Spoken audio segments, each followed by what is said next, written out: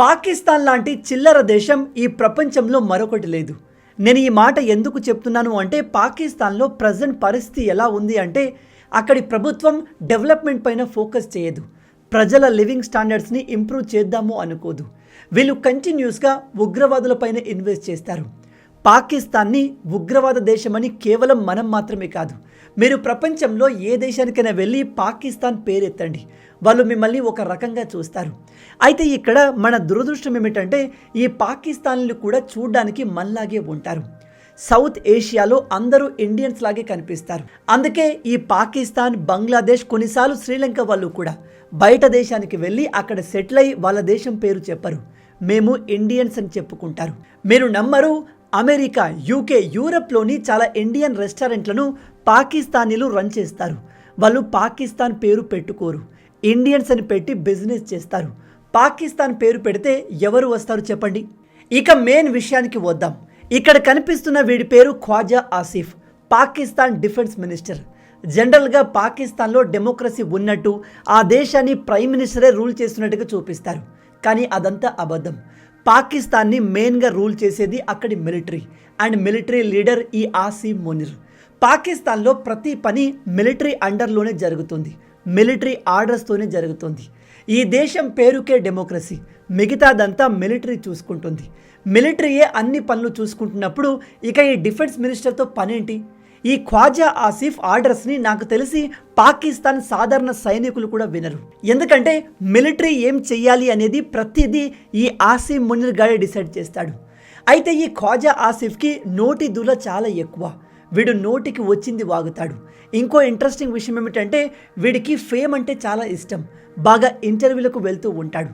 ఒకసారి ఇంటర్నేషనల్ మీడియాతో మాట్లాడుతూ, అవును, మేము ఉగ్రవాదులకు మా దేశంలో ఆశ్రయం ఇస్తాం, ఉగ్రవాదులకు సపోర్ట్ చేస్తాం, మేము ఇదంతా కూడా అమెరికా చెప్పడంతోనే చేస్తాము అని ఒప్పుకున్నాడు. అయితే ఈసారి వీడు చేసింది ఏమిటంటే, వాళ్ళ న్యూస్ ఛానల్లో మాట్లాడుతూ పాకిస్తాన్కి వాటర్ సెక్యూరిటీ చాలా అవసరం, ఇండస్ వాటర్ ట్రీట్ని సస్పెండ్ చేసి పాకిస్తాన్కి రావాల్సిన వాటర్ని ఇండియా ఆపేసింది. ఇండియా ఇలాగే మన వాటర్ని ఆపితే వెరీ సూన్ మేము ఇండియా పైన యుద్ధానికి వెళ్తామని బెదిరించాడు. వీడు చెప్పాడు అని కాదు, ప్రజెంట్ మీరు జియో పాలిటిక్స్ని గమనిస్తే మిడిల్ ఈస్ట్లో జరుగుతున్న యుద్ధం ఆల్మోస్ట్ ఎండు దశకు వచ్చింది. అమెరికా, ఇరాన్ ఒక అగ్రిమెంట్కి వచ్చాయి. ఇవాళే ఫస్ట్ డిస్కషన్లో అమెరికా ఇరాన్ ఆయిల్ పైన ఉన్న శాంక్షన్స్ మొత్తాన్ని తొలగించింది. ఇప్పుడు ఇరాన్ ఆయిల్ని ప్రపంచ దేశాలు లీగల్గా కొనొచ్చు. వన్స్ మిడిల్ ఈస్ట్లో యుద్ధం కంప్లీట్గా ఎండ్ అయిపోతే నెక్స్ట్ మనం ఫోకస్ చేయాల్సింది ఇండియా పాకిస్తాన్ సిచ్యువేషన్ గురించి. ఎందుకంటే పాకిస్తాన్ ఒక డెస్పరేట్ దేశం. ఆ దేశంలో పరిస్థితులు ప్రాపర్గా లేవు. ప్రజలు ప్రభుత్వానికి అగెన్స్ట్గా అన్ని ప్లేసెస్లో ప్రొటెస్ట్ చేస్తున్నారు. బలూచిస్తాన్ ప్రజలు సెపరేట్ దేశం కావాలి అని ప్రభుత్వంతో పోరాడుతున్నారు. కింద ఉన్న సింధు ప్రజలు మాకు వాటర్ రావట్లేదు, మా వాటర్ని పంజాబ్ వాళ్ళు అంటే పాకిస్తాన్లోని పంజాబ్ ఏరియా వాళ్ళు ఆపేస్తున్నారు అంటూ గొడవ పడుతున్నారు. ఇక పైన పీఓకే ప్రాంతంలో ప్రజలు పాకిస్తాన్ ప్రభుత్వానికి అగెన్స్ట్గా సెపరేట్ కంట్రీగా మారాలి అని చూస్తున్నారు. నిజం చెప్పాలంటే ఈ పీఓకే మొత్తం ఇండియాలో కలవడానికి రెడీగా ఉంది. ఇలా అన్ని విధాలా ఆ దేశంలో క్రైసిస్ నడుస్తుంది. ఇలాంటి టైంలో ప్రజల్ని ఆ ప్రాబ్లం నుంచి డైవర్ట్ చేయడానికి ఏకైక మార్గం యుద్ధం మొదలు పెట్టడం. వన్స్ ఒక దేశం వేరే దేశంతో యుద్ధంలోకి వెళ్తే ప్రజలు తమ అన్ని ప్రాబ్లమ్స్ని మర్చిపోయి యునైట్ అవుతారు. ఆ దేశాన్ని, దేశ మిలిటరీని సపోర్ట్ చేస్తారు. ఈ టాక్టిక్ని పాకిస్తాన్ ప్రతిసారి యూజ్ చేస్తోంది. వాళ్ళ దేశంలో ప్రాబ్లమ్స్ నుంచి ప్రజల్ని డైవర్ట్ చేయడానికి వీళ్ళు ఇండియా పైన ఏదో రకంగా అటాక్ ప్లాన్ చేస్తూనే ఉంటారు. ఆపరేషన్ సింధూర్ తర్వాత మన ఇండియా ఇండస్ వాటర్ ట్రీట్ని సస్పెండ్ చేసింది. అంటే పాకిస్తాన్కి వెళ్లాల్సిన వాటర్ని ఆల్మోస్ట్ ఆపేసింది. అయితే ఈ నది వాటర్ని కంప్లీట్గా ఇండియాలోకి డైవర్ట్ చేయడం ఇప్పుడే పాసిబుల్ కాదు. దానిపై మన భారతీయ ఇంజనీర్లు పనిచేస్తున్నారు. కొన్ని రిపోర్ట్స్ ప్రకారం 2028 కల్లా మనం ఈ ఇండస్ రివర్ వాటర్ని కంప్లీట్గా ఇండియా వైపు మళ్లించబోతున్నాం. అలా జరిగితే పాకిస్తాన్లో విపరీతమైన కరువు ఏర్పడుతుంది. పాకిస్తాన్ వ్యవసాయం ఆల్మోస్ట్ 60% కన్నా ఎక్కువగా ఈ ఇండస్ వాటర్ పైన డిపెండ్ అయి ఉంటుంది. ఈ ఇండస్ నది వాటర్ అనేది కేవలం పాకిస్తాన్లోని పంజాబ్ ప్రాంతానికి మాత్రమే కాదు, కింద ఉన్న సింధ్ ప్రాంతం, బలూచిస్తాన్ ప్రాంతానికి కూడా చాలా ఇంపార్టెంట్. కంప్లీట్ పాకిస్తాన్ ఈ నది పైన డిపెండ్ అయి ఉంది. ఈ నదిని మనం కంప్లీట్గా ఇండియా వైపు డైవర్ట్ చేయబోతున్నాం. అలా జరిగితే ఖచ్చితంగా పాకిస్తాన్ మనపైన యుద్ధానికి వస్తుంది. అందుకే ఇప్పుడు జియో పొలిటికల్ నిపుణులు చెప్పేది ఏమిటంటే 2028 ఆ 2030 కల్లా ఖచ్చితంగా ఇండియా పాకిస్తాన్ మధ్య అతిపెద్ద యుద్ధం జరగబోతుంది అని. అండ్ ఇప్పుడు ఈ చిల్లరగాడు ఖ్వాజా ఆసిఫ్ కూడా ఇదే విషయాన్ని పాకిస్తాన్ మీడియా ఛానల్లో కూర్చొని ఇండియా ఇదే విధంగా మా వాటర్ని ఆపితే మేము ఖచ్చితంగా ఇండియన్ వాటర్ ఇన్ఫ్రాస్ట్రక్చర్ పైన అంటే మన డ్యామ్స్ పైన మిసైల్స్తో దాడి చేస్తాము అని చెప్తున్నాడు. కేవలం వీడు మాత్రమే కాదు, పాకిస్తాన్లో ఉన్న డిఫెన్స్ అనలిస్టులు, డిఫరెంట్ థింక్ ట్యాంక్స్ రీసెర్చ్ పేపర్లో కూడా ఈ విషయాన్ని వాళ్ళు మెన్షన్ చేస్తున్నారు. అండ్ ఇది కాస్త నమ్మదగిన విషయం కూడా. మీరు గమనించండి, లాస్ట్ 3 times ఇండియా పాకిస్తాన్ మధ్య జరిగిన అన్ని కాన్ఫ్లిక్ట్స్లో ప్రతిసారి మనమే ముందుగా అటాక్ చేశాము. బై ద వే, మనం పాకిస్తాన్ గవర్నమెంట్కి అక్కడి మిలిటరీకి అగెన్స్ట్గా అటాక్ చేయలేదు. పాకిస్తాన్ ఉగ్రవాద సంస్థల్ని అటాక్ చేశాం. ఉదాహరణకి 2016, 2019, 2025 అంటే రీసెంట్ ఆపరేషన్ సింధూర్లో కూడా ముందు మనమే అటాక్ చేశాం. అంటే మిలిటరీ ఆపరేషన్ని ముందు స్టార్ట్ చేసింది మనమే. ఇప్పుడు మీలో కొంతమంది పెహల్గామ్లో ఉగ్రదాడి చేసింది ముందు పాకిస్తానే కదా బ్రదర్ అంటారు. నిజమే, కానీ దానికి పాకిస్తాన్ సపోర్ట్ కంప్లీట్గా ఉంది అని మనం ప్రూవ్ చేయలేము. ఎందుకంటే పాకిస్తాన్ తమ ప్రాక్సీస్ ద్వారా ఈ ఉగ్రవాదుల్ని పెంచి పోషిస్తుంది. ఉగ్రవాదులు దాడి చేసినప్పుడు దాని వెనకాల పాకిస్తాన్ ఉందని మనకు తెలుసు, కానీ పాకిస్తాన్ కన్ఫర్మ్గా ఉంది అని మనం విత్ ఎవిడెన్స్తో ప్రూవ్ చేయలేము. అందుకే మనం కూడా తిరిగి దాడి చేసినప్పుడు డైరెక్ట్గా పాకిస్తాన్ మిలిటరీ పైన కానీ గవర్నమెంట్ పైన కానీ దాడి చేయలేదు. ఈ ఉగ్రవాద స్థావరాలపైన దాడి చేశాం. ఎప్పుడైతే ఆపరేషన్ సింధూర్లో మనం అక్కడి ఉగ్రవాదుల్ని టార్గెట్ చేశామో వెంటనే పాకిస్తాన్ మిలిటరీ కూడా యాక్టివేట్ అయ్యింది. మిలిటరీ యాక్టివేట్ అయినప్పుడు మనం వాళ్ళ ఎయిర్ బేస్లను డిస్ట్రాయ్ చేశాం.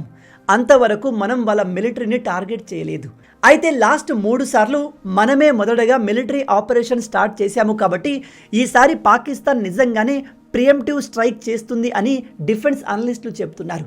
అండ్ ఇక్కడ ఇంకో ప్రమాదకరమైన విషయం ఏమిటంటే పాకిస్తాన్కి ప్రజెంట్ అమెరికా ఫుల్గా సపోర్ట్ని అందిస్తుంది. అమెరికా పాకిస్తాన్కి ఎందుకు సపోర్ట్ చేస్తుంది అంటే దానికి చాలా కారణాలు ఉన్నాయి. నేను మన ప్రీవియస్ వీడియోస్లో కూడా ఈ విషయాన్ని చాలాసార్లు డిస్కస్ చేశాను. ఒకటి, Pakistan prime minister and military leader Asim Munir కంప్లీట్గా ట్రంప్ చేతిలో పెంపుడు జంతువుల్లాగా. ట్రంప్ ఏది చెప్తే వీళ్ళు అది చేస్తారు. మన ఇండియా అమెరికా మాట వినదు, కానీ పాకిస్తాన్ అలా కాదు. అండ్ పాకిస్తాన్ తమ దేశంలో ఉన్న రేర్ ఎర్త్ ఎలిమెంట్స్ని, మిగతా అన్ని సహజ ఖనిజ వనరుల్ని అమెరికా చేతిలో పెట్టేసింది. మనం అలా చేయలేము. దాంతోపాటు చైనాను కౌంటర్ చేయడానికి, ఆఫ్ఘనిస్తాన్లో ఆపరేషన్ చేయడానికి, ఈవెన్ ఇరాన్ని కంట్రోల్లో పెట్టడానికి కూడా అమెరికాకు పాకిస్తాన్ లాంటి ఒక పెంపుడు జంతువు అవసరం. అందుకే వాళ్ళు పాకిస్తాన్కి ఫుల్గా సపోర్ట్ చేస్తున్నారు. ఈవెన్ రీసెంట్గా జేడీ వ్యాన్స్ కూడా మీడియాతో మాట్లాడుతూ, నా లైఫ్లో ప్రజెంట్ 2 ముఖ్యమైన వ్యక్తులు ఉన్నారు. ఒకరు ఇండియా నుంచి అతని వైఫ్, రెండవది పాకిస్తాన్ నుంచి ఆసిమ్ మునీర్ అంటూ వాళ్ళను తెగ పొగుడుతున్నాడు. ఇతను నిజంగా మనస్ఫూర్తిగా ఇలా మాట్లాడాలంటే నో, అంతా జియో పొలిటికల్ గేమ్. ఇప్పుడు మీలో కొంతమంది అంటారు, బ్రదర్ రీసెంట్గా G7 సమ్మిట్లో మోడీ గారు ట్రంప్ను కలిసినప్పుడు ట్రంప్ చాలా ఓపెన్గా ఇండియా పైన ఎవరైనా దాడి చేస్తే, ఇండియా పైన యుద్ధానికి వెళ్తే మేము ఖచ్చితంగా ఇండియాకు సపోర్ట్ చేస్తాము అని చెప్పాడు. అలాంటప్పుడు పాకిస్తాన్తో యుద్ధం వస్తే అమెరికా మనకు సపోర్ట్ చేస్తుందా అనే డౌట్ రావచ్చు. 100% అమెరికా మనకు సపోర్ట్ చేయదు. అమెరికా ఖచ్చితంగా పాకిస్తాన్ సైడే ఉంటుంది. అండ్ ఇక్కడ ఇంకో విషయం ఏమిటంటే మనకు అమెరికా సపోర్ట్ అవసరం లేదు. మనం సింగిల్ హ్యాండెడ్లీ పాకిస్తాన్ని లాస్ట్ టైం డిస్ట్రాయ్ చేశాము. ఈసారి పాకిస్తాన్ యుద్ధానికి రావాలనే మనం కూడా ఎదురు చూస్తున్నాము. వాళ్ళు వస్తే ఆ దేశం ముక్కలు కాక తప్పదు. నేను ఈ మాట ఎందుకు చెప్తున్నాను అంటే ఆపరేషన్ సింధూర్ తర్వాత బ్రహ్మోస్ మిసైల్ డిమాండ్ విపరీతంగా పెరిగిపోయింది. రీసెంట్గా ఈ యుఏఈ ఇరాన్తో యుద్ధం చేస్తున్న యుఏఈ మన ఇండియాకు మాకు బ్రహ్మోస్ మిసైల్స్ ఇవ్వండి అంటూ రిక్వెస్ట్ చేసింది. ఆ తర్వాత సౌదీ అరేబియా కూడా ఈ మిసైల్స్ని కొనేందుకు ఇంట్రెస్ట్ చూపిస్తుంది. అండ్ మన పక్కనే ఉన్న వియత్నాం, ఇండోనేషియా లాంటి దేశాలు కూడా ఆల్రెడీ బ్రహ్మోస్ మిసైల్ విషయంలో ఇంట్రెస్ట్ చూపిస్తున్నాయి. కొన్ని డీల్స్ కూడా చేసుకున్నాయి. అండ్ ఇక్కడ ఇంకో షాకింగ్ విషయం ఏమిటంటే రీసెంట్గా మన ఇండియా ఇంటర్ కాంటినెంటల్ బ్యాలిస్టిక్ మిసైల్ని ఆకాశంలోనే పేల్చేలాగా ఒక డిఫెన్స్ మెకానిజం డెవలప్ చేసింది. దాని గురించి మనం రీసెంట్గా ఒక వీడియోలో డిస్కస్ చేశాము. ఇది చాలా ఇంపార్టెంట్ డిఫెన్స్ అప్డేట్. ఇలాంటి టెక్నాలజీ ఇప్పటి వరకు కేవలం 4 దేశాల దగ్గర మాత్రమే ఉంది. మన ఇండియా 5వ దేశంగా మారింది. ఇంతటి అడ్వాన్స్ టెక్నాలజీ, వెపన్స్ కలిగిన ఇండియాతో పాకిస్తాన్ యుద్ధానికి రావడం సాహసమని చెప్పాలి. కానీ వాళ్ళకు తప్పదు. ఎందుకు తప్పదు అంటే ప్రజెంట్ పాకిస్తాన్లో సిచ్యువేషన్ చాలా వరస్ట్గా ఉంది.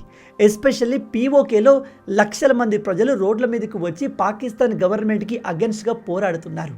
వాళ్ళు ఇండియాతో మర్జ్ అవ్వాలని చూస్తున్నారు.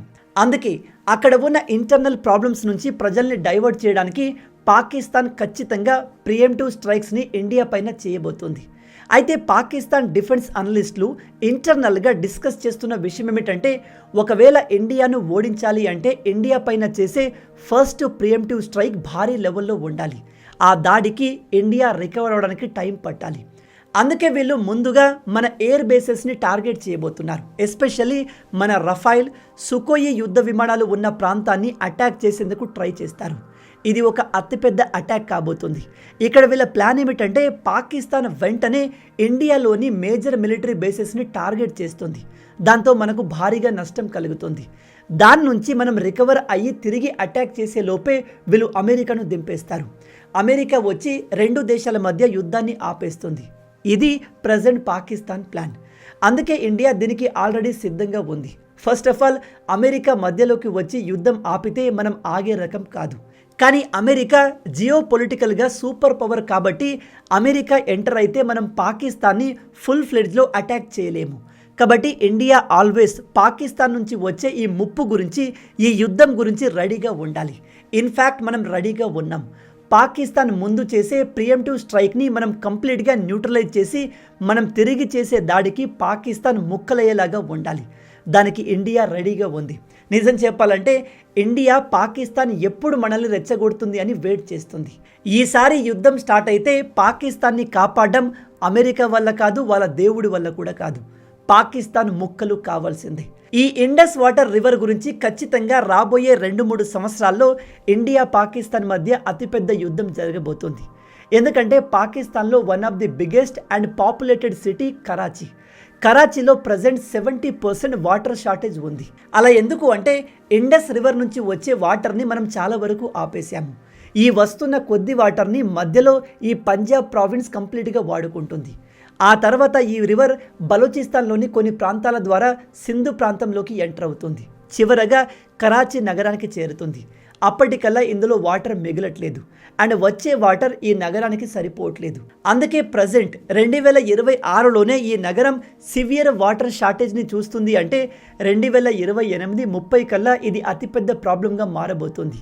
ఆ టైంలో పాకిస్తాన్ డెస్పరేషన్లో ఖచ్చితంగా మనతో యుద్ధానికి వస్తుంది. అలాగే ఇక్కడ పాకిస్తాన్కి ఇంకో సాడ్ న్యూస్ ఏమిటంటే ఆపరేషన్ సింధూర్ సమయంలో పాకిస్తాన్ మొదటగా 10 ఇండియన్ రఫేల్ ఫైటర్ జెట్లను కూల్చాము అని చెప్పింది. ఆ తర్వాత ఫ్యాక్ట్ చెక్ చేసి 4 పక్కాగా కూల్చాము అని చెప్పింది. కొంతమంది అయితే ఆ విమానాల టేల్ నెంబర్స్ని కూడా రివీల్ చేసే ప్రయత్నం చేశారు. దురదృష్టం ఏమిటంటే మన దేశంలో ఉన్న కొంతమంది చిల్లర రాజకీయ నాయకులు ఇండియన్ గవర్నమెంట్ని ఈ విషయంలో క్వశ్చన్ చేయడం మొదలుపెట్టారు.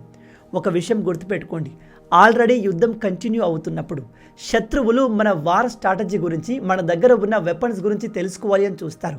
అలాంటప్పుడు వాళ్ళు కావాలని 10 రఫైల్స్, 6 రఫైల్స్ లేదా 4 రఫైల్స్ కూల్చాము అని చెప్తారు. అయితే ఇక్కడ మన ఎన్ని యుద్ధ విమానాలు కూలాయో మనం కన్ఫర్మ్ చేయకూడదు. ఎందుకంటే కన్ఫర్మ్ చేస్తే శత్రువులకు మన దగ్గర ఇంకా ఎన్ని రఫైల్స్ మిగిలి ఉన్నాయో తెలిసిపోతుంది. కానీ మన దేశంలో ఉన్న చిల్లర రాజకీయ నాయకులకు ఆ విషయం తెలియక వాళ్ళు డైరెక్ట్గా గవర్నమెంట్ పైన ప్రెజర్ పెట్టారు. ఎన్ని విమానాలు కూలాయి బయట పబ్లిక్గా చెప్పాలని డిమాండ్ చేశారు. కొన్నిసార్లు అనిపిస్తుంది ఇలాంటి రాజకీయ నాయకులు భారతదేశం కోసం పనిచేస్తున్నారా, పాకిస్తాన్ కోసం పనిచేస్తున్నారా అని. అఫ్కోర్స్ చాలామంది వీళ్ళను పాకిస్తాన్ కోసం, చైనా కోసం పనిచేస్తున్న ఏజెంట్లు అంటూ అలిగేషన్ వేస్తున్నారు. ఇది ఎంతవరకు నిజమో మనకు తెలియదు. కానీ వీళ్ళు చేసే చర్యలు చూస్తుంటే అది నిజమే అనిపిస్తుంది. ఎనీవే, ఆ సమయంలో మన ఇండియా దీనిపైన ఏమాత్రం రియాక్ట్ అవ్వలేదు. ఈవెన్ మన IAF Indian air force chief Amarpreet Singh గారు కూడా మీడియా ముందుకు వచ్చి పాకిస్తాన్ మన 10 రఫైల్ ఫైటర్ జెట్లు కూల్చాము అనుకుంటే అలాగే అనుకునివ్వండి, మనం దేన్ని కన్ఫర్మ్ చెయ్యము అని చెప్పారు. ఎందుకంటే మన దగ్గర రఫైల్ కూలిపోయాయి అని వాళ్ళు అనుకుంటే వాళ్ళకే కదా నష్టం. వాళ్ళు మనల్ని తక్కువ అంచనా వేసి మన దగ్గర అన్ని రఫైల్స్ లేవు అని వస్తారు. అప్పుడు మన దగ్గర ఉన్న ఈ రఫైల్స్తో మనం వాళ్ళను సర్ప్రైజ్ చేయవచ్చు అనేది మన మిలిటరీ ప్లాన్. అందుకే ఇండియా ఈ విషయంలో కామ్గా ఉంది. కానీ రీసెంట్గా మన IAF నుంచి ఒక కాంట్రాక్ట్ బిడ్డింగ్ పేపర్ బయటకు వచ్చింది. అది దేనికి అంటే రఫైల్ ఫైటర్ జెట్ల బ్రిడ్జ్ సపోర్ట్ కోసం. అయితే ఇందులో చాలా క్లియర్గా 36 రఫైల్ ఫైటర్ జెట్ల మెయింటెనెన్స్ కోసం ఈ బిడ్డింగ్ అని రాసి ఉంది. ఈ నంబర్ ఎందుకు ఇంపార్టెంట్ అంటే మనం 2016లో ఫ్రాన్స్ నుంచి 36 రఫైల్ ఫైటర్ జెట్లు కొన్నాం. ఇప్పుడు ప్రజెంట్ కూడా మన దగ్గర 36 ఉన్నాయి. అంటే ఆపరేషన్ సింధూర్ సమయంలో పాకిస్తాన్ మన ఒక్క ఫైటర్ జెట్లను కూడా టచ్ చేయలేదు అని అర్థం. నేను మళ్ళీ చెప్తున్నాను, మిలిటరీ టెక్నాలజీ విషయంలో, అడ్వాన్స్ వెపన్స్ విషయంలో మనం పాకిస్తాన్ని ఎప్పుడో దాటేశాం. పాకిస్తాన్ ఏ విధంగా కూడా మనకు కాంపిటీషన్ కాదు. కాబట్టి పాకిస్తాన్ ఇలాంటి బెదిరింపులు ఎన్ని ఇచ్చినా ఇండియాలో బెదిరేవాడు లేడు. ఇన్ఫ్యాక్ట్ మనం వీళ్ళు మనల్ని ఎప్పుడు రెచ్చగొడతారు, వీళ్ళు ఎప్పుడు అఫీషియల్గా యుద్ధానికి వస్తారు అని వెయిట్ చేస్తున్నాము. మొత్తంగా ఇవి ఈ వీడియోకి సంబంధించిన పూర్తి విషయాలు. ఈ టాపిక్ గురించి మీరేమనుకుంటున్నారు? పాకిస్తాన్ నిజంగానే ప్రియంటివ్ స్ట్రైక్ చేయబోతుందా? పాకిస్తాన్కి మనపైన యుద్ధానికి వచ్చేంత సీన్ ఉందా? ఒకవేళ డెస్పరేషన్లో వస్తే పాకిస్తాన్ పరిస్థితి ఏం కాబోతుంది? ఈ పాకిస్తాన్ని భారత్ ఏం చేస్తే బాగుంటుంది? ఆ దేశాన్ని కంప్లీట్గా ముక్కలు చేయాలా, లేదా ఇరాన్లో అయాతుల్లా ఖమీనీని లేపేసినట్టు Pakistan prime minister and military లీడర్ని బంకర్ బస్టర్ మిసైల్ ఉపయోగించి లేపేయాలా? నా ఉద్దేశం ప్రకారం ఒకవేళ పాకిస్తాన్తో మనకు యుద్ధం జరిగితే అదే చివరి యుద్ధం కావాలి. పాకిస్తాన్ మళ్ళీ మన జోలికి రావాలంటేనే వణికిపోయేలా ఈసారి ట్రీట్మెంట్ ఉండాలి. దీని గురించి మీరేమనుకుంటున్నారు? మీ ఆలోచనల్ని కింద కామెంట్లో తప్పకుండా చెప్పండి. మొత్తంగా ఇవే ఈ వీడియోకి సంబంధించిన పూర్తి విషయాలు. ఈ వీడియో మీకు నచ్చింది అనుకుంటున్నాను. నచ్చితే అలా ఊరికే చూసి వెళ్ళిపోకుండా వీడియోని లైక్ చేయండి. మన తెలుగు యువతను ఎంత వీలైతే అంత దేశభక్తులుగా మార్చాలి అనే మిషన్తో పనిచేస్తున్నాము. మన ఛానల్ని సబ్స్క్రైబ్ చేసుకొని ఆ మిషన్లో మీరు భాగం అవ్వండి. రాబోయే వీడియోలో ఇంకో ఇంట్రెస్టింగ్ టాపిక్తో మళ్ళీ కలుద్దాం. అంటిల్ దెన్, జై హింద్, జై భారత్, భారత్ మాతాకి జై.